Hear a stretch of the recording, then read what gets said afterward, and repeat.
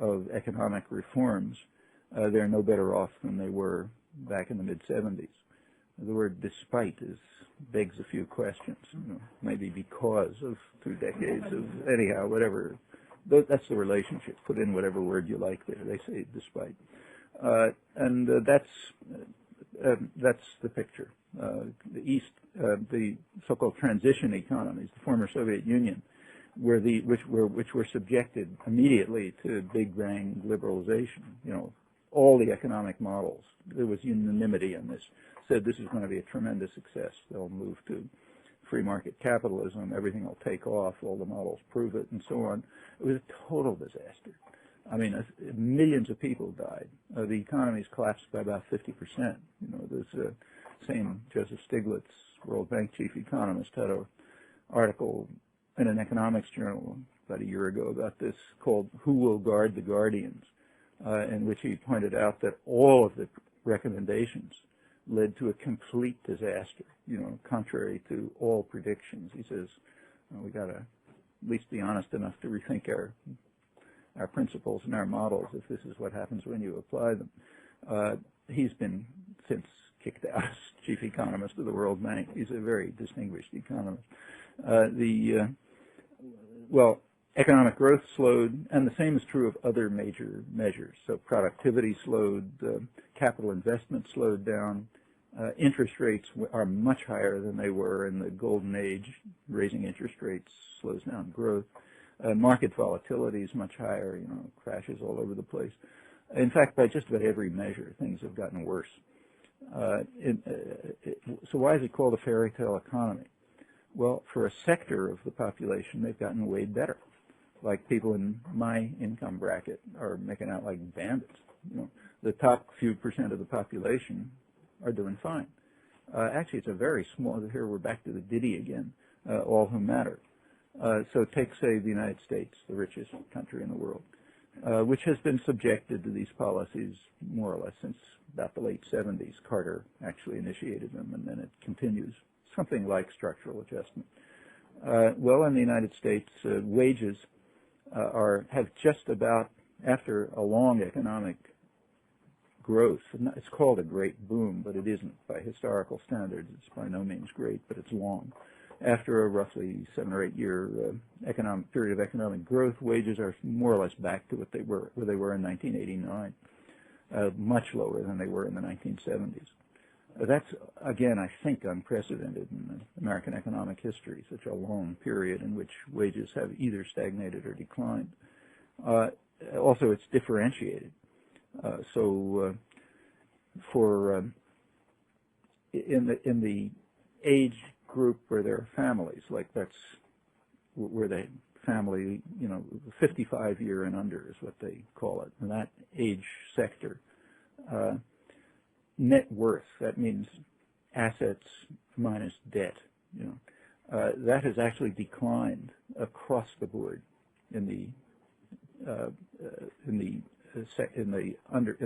for families, basically. Now there's college-educated families, where the head of the family, what they call the head of the family, the working member of the family is college-educated. For that sector, there's been an increase in wages, but not for anyone else. That means around 80% of the population have been left out of even growth of wages. They've been able to maintain incomes, but only by working a lot harder. So 2 members of the family are now forced to work. If they choose to work, fine, but they're forced to work. Furthermore, the workload per person has increased by about a month since 1989. That's now the highest in the industrial world, just past Japan about a year or 2 ago. So the general picture for the United States is, for the large majority of the population, at best they've stagnated, maybe declined over the period of liberalization, while the workload is much heavier. There's a sector, however, which has gained a lot. Growth hasn't been all that great. It's been slower than in the golden age, but there's been some, and it's highly concentrated. And they're the guys who write the articles, and they're the ones who meet their friends at the elegant restaurants. And then what they see is a fairy tale, undoubtedly. They just don't see what's happening choose not to see what's happening to the majority of the population, and they choose not to look at the statistics that are right in front of their eyes. Now, that's only a piece of the story. There's much worse to come if you look closely. Most of the economic measures are highly ideological. I mean, they're called objective, but they're selected to reflect some things and not others. It's true of gross domestic product and everything else. But there are efforts to give measures of the things that matter for human life, what are called social statistics, like things like hunger and illiteracy and average wages and child abuse and, you know, that kind of stuff. In every country except the United States, every industrial country except the United States, those figures are presented by the government. So the government presents every year a record of social statistics, meaning that substantial resources go into collecting that information, and you get some kind of number. The United States did have one once. It was in 1928. Herbert Hoover had a big study of social statistics, but that's the last one. However, there are private institutions that do it. The main one is Fordham University. It's a Jesuit university in New York, which has an institute that tries to do an analysis of social statistics. They point out that the data is pretty poor because they don't have the resources of the government. And for most of these things, like, say, hunger, there isn't any really reliable data. But they've been compiling it for years. Their latest volume just came out of 1999, so it carries through maybe to 1998. And they have very interesting findings. Right through the golden age, you know, up till, say, the mid-70s, social indicators, social statistics, track GDP. Okay, so as the economy goes up, you get the same kind of very close, following that very closely, you get general social conditions improving, like all the kinds of things I mentioned. Around the mid-70s, the two curves begin to separate. So GDP keeps going up, not as fast as before, but it keeps going up. On the other hand, social indicators start to decline. And in fact, they're now at the level below the time when they started, below 1960. It's what they call a social recession, you know, deep social recession. And those are the main conditions of life. It's getting, I don't want to go on too long, but similar things are happening in other countries. Like, you take a look at India, it's about the same. Mexico, it's about the same, and so on. Well, that's the fairy tale economy, and that's globalization. When you look, there are lots of other aspects of this to look at, and they're important. And here, I should say, the protesters, people who are protesting all this stuff, should be cautious in checking their facts, because they're not always accurate. Sometimes the facts are worse than what the protesters are protesting, and that's worth knowing, too. So just to give you one example, at the Seattle and Washington demonstrations, you remember a lot of people were dressed up as turtles, okay, because they were protesting a World Trade Organization ruling, this had to do with complaints by a number of countries against the U.S. Endangered Species Act, which the U.S. had imposed rules on shrimp fishing, or whatever it's called, to ensure that they wouldn't capture sea turtles, which are an endangered species. And countries brought that to the World Trade Organization, and they had a ruling which the general understanding, which is incorrect, is that the World Trade Organization ruled against the turtles, you know, against the Endangered Species Act, saying that trade trumps preservation of endangered species. Actually, that's not what happened. What happened is more interesting. The World Trade Organization agreed that protection of endangered species overrules trade restrictions. Nevertheless, they ruled against the United States, but on grounds of its unilateralism. They said the United States is insisting that its specific form of protecting turtles must be adopted by everyone. They say other countries have other approaches to it, and the way this has to be resolved is by negotiation. But the U.S. doesn't negotiate. It issues rules, you know. And that's what the World Trade Organization ruled against. It said, yeah, the principle's fine, but you have to do it in a way that meets reasonable procedures. You know, listen to what other countries have to say, and maybe it's better than what you have to say, and then try to work it out. Mr. Chomsky, right along that line, isn't there problems with the World Trade Organization and certain issues with American companies that are basically setting up businesses or corporations in other countries in order to get tax relief? Actually, the World Trade Organization ruled against it. They've ruled against a version of that. One of the ways in which the U.S. corporations transfer taxes to the rest of the population is by setting up fake offices in places like, the Cayman Islands and things like that. The European Union brought a case against that, claiming that's really a trade subsidy. And the World Trade Organization ruled against it. I mean, whether anything will happen, who knows? I mean, look, I'm not saying the World Trade Organization is a great outfit. I think it ought to go to the flames, but not for these reasons. We have to have the right reasons.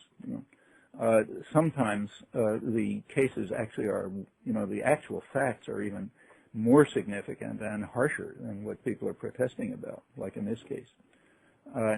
There are cases which are really bad. And this is a contentious issue. I mean, it could go either way. In the World Trade Organization, there is a rule. It came from GATT. World Trade Organization picks up the GATT rules and extends them. There's an article of GATT, Article 20, which says that public goods, that means things like health and the environment and so on, can override trade rules. Okay, like if something is instituted to protect public health, that's permitted even if it interferes with some trade rule. There's come in two cases. One of them is the turtles case, which I mentioned. The other one is a more striking one. It's cigarettes. Thailand had a state monopoly on cigarettes, trying to cut back cigarette smoking. Okay, and they claim they can't cut it back entirely because if they do, people will move to lethal narcotics. So they want to, like opium, that kind of stuff. So they want to slowly cut back cigarette smoking, which is incidentally the most lethal. Cigarettes are the most lethal substance in world trade by a huge margin. Just to take the United States, last year there were 400,000 tobacco-related deaths, 16,000 deaths related to all hard drugs, combined, all drugs combined outside of tobacco. It's just orders of magnitude worse.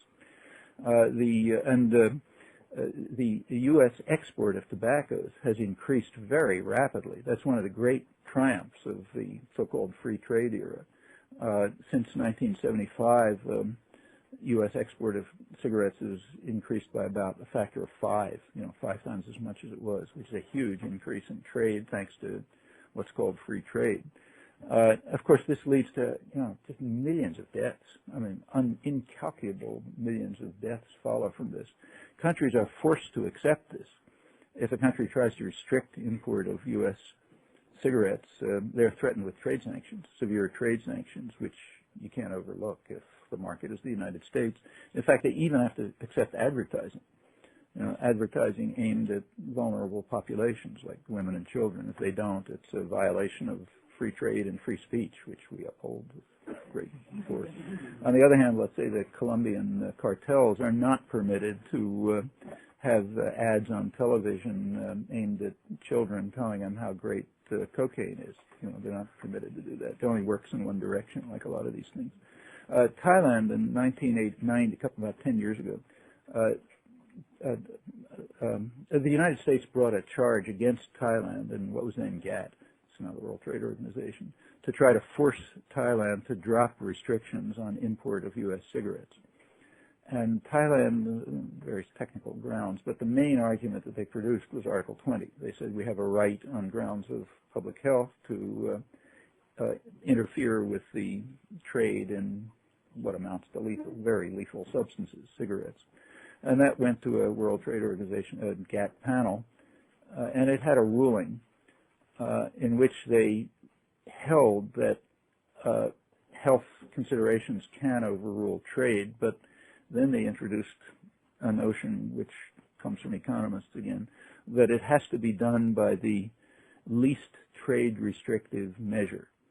Meaning, if any neoclassical economist can figure out a way in which in some hypothetical non-existent universe where you don't care about costs, there's another way of achieving this result, then you're not allowed to do it by blocking import. Okay, that's essentially what it says in lay language. Well, that kind of nullifies Article 20. And if that stands, then countries won't have the option of limiting import of